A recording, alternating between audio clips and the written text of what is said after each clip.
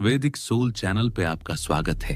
देखूं जिन्हें श्री कृष्ण ने स्वयं कहा था, जब कलयुग में अधर्म बढ़ेगा तब तुम मेरे रूप में पूजे जाओगे। क्या यही कारण है कि भक्त कहते हैं हारे का सहारा खाटू श्याम हमारा? और क्या सच में समय आने पर वही श्याम नील घोड़े पर सवार होकर फिर लौटेंगे एक नए धर्म युद्ध के लिए?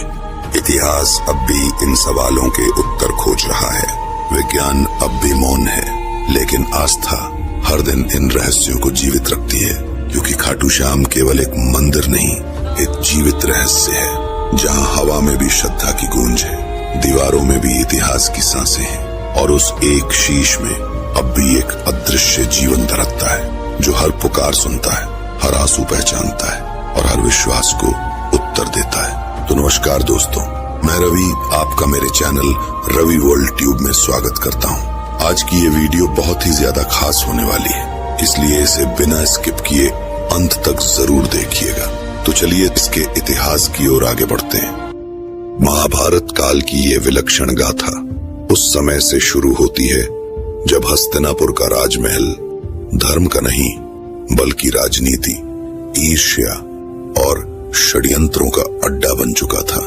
वहां हर दीवार, हर दरबार और हर सांस में सत्ता की भूख और भय का जहर घुल चुका था। दुर्योधन के मन में पांडवों के प्रति ईर्ष्या की ज्वाला दिन प्रतिदिन बढ़ती जा रही थी। उसे डर था कि यदि युधिष्ठिर को राज्य मिला तो कौरवों की सत्ता सदा के लिए समाप्त हो जाएगी और वो स्वयं एक सेवक बनकर रह जाएगा।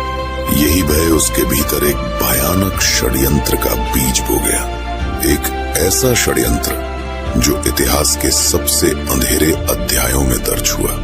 जब भीष्म पितामह ने धृतराष्ट्र को धर्म और न्याय का पाठ पढ़ाते हुए कहा कि युधिष्ठिर ही राज्य के योग्य उत्तराधिकारी हैं, तो दुर्योधन ने पिता के मन में विष खोल दिया।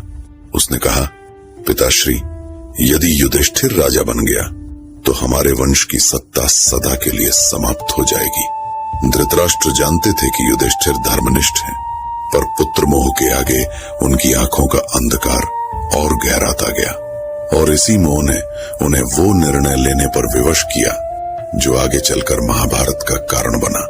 पांडवों को वाराणवत भेजने का निर्णय, पर वो कोई सामान्य यात्रा नहीं थी, बल्कि मृत्यु की ओर कदम बढ़ाने का आमंत्रण थी। दुर्योधन ने वहां एक भव्य महल बनवाया जो बाहर से सोने की तरह चमकता था, लेकिन भीतर से पाप की आग में बना था। लाक्षागृह, लाख